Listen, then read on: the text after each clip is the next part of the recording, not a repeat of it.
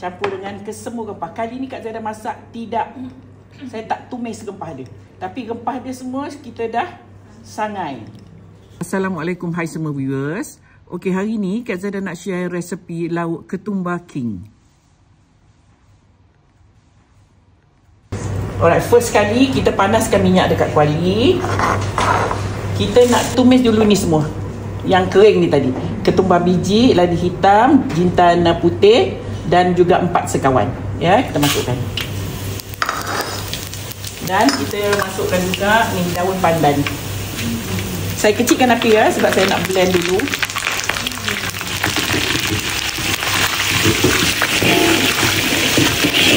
Kita nak kisar ni ya. Saya pakai badam ni lagi. Gajus pun boleh, badam pun boleh. Rendam dulu ya supaya dia cepat lembut. Halia, bawang goreng, bawang besar tadi yang kita goreng.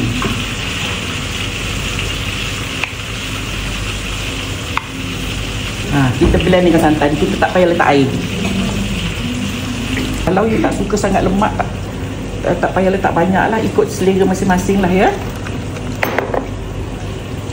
Okey. Kita kisar dulu ni. Saya masak sekarang ni 4 ekor ayam. Kita dah siap blend tu. Now ini ialah yogurt. Kalau tak ada yogurt yang macam ni, puan buat aje lah. Susu air susu chai tin tu perahkan limau nipis. Nanti dia jadi macam susu masam berketul-ketul kan. Ya. Okey, so ini yang yogurt yang kita beli dah siap. So, kita masukkan ke semua rempah ni dalam yogurt. Cili serbuk, serbuk kunyit, ketumbar serbuk dan rempah kari. Okey, kita gaul-gaul. Okey, yogurt Kak Zaida agak pekat, saya tambah sikit aja air. Sebab susah nak di-mixkan dia. Kali ni Kak Zaida masak saya tak tumis rempah dia. Tapi rempah dia semua kita dah sangai. Right. Sekejap je masak dia. Ayamnya dah masak. Okey, saya nak masuk ni. Kita tumis ni. Daun bawang. Kita tunggu sampai dia naik bau. Kak Zaida kecilkan api, saya nak masukkan ayam dahulu. Masak penuh tu masak penuh. Kita balik-balikkan.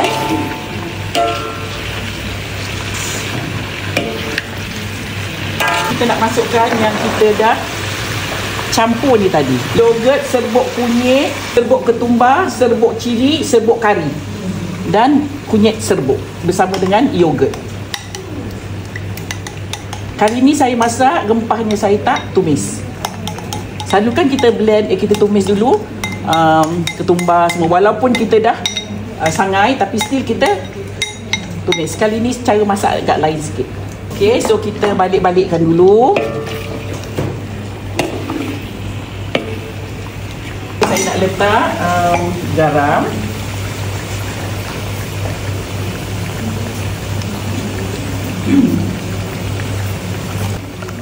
Okey, bahan yang kita blend tadi santan, badam ataupun gajus, either one you can guna. Halia. Ya. Okey, kita balik-balikkan. Gaul rata dulu. Air blender ni jangan buang, sayang, masih melekat-lekat lagi kat sini. So Kak Zaida masukkan. Ni lauk dia, nampak? Sedap ni. Ini you makan dengan bukan setakat nasi tau. You boleh makan dengan nasi putih, nasi biryani, nasi minyak, tosek, roti canai, roti jala, roti biasa, roti nan. Celup aja dengan dia. Okey, kita nak masukkan ya, daun ketumbar dan juga cili hijau. Tapi lauk ni dia kena dengan bau daun ketumbar. Ada orang dia tak suka daun ketumbar dia kata tak boleh. Dia kalau ada daun ketumbar dia tak boleh makan.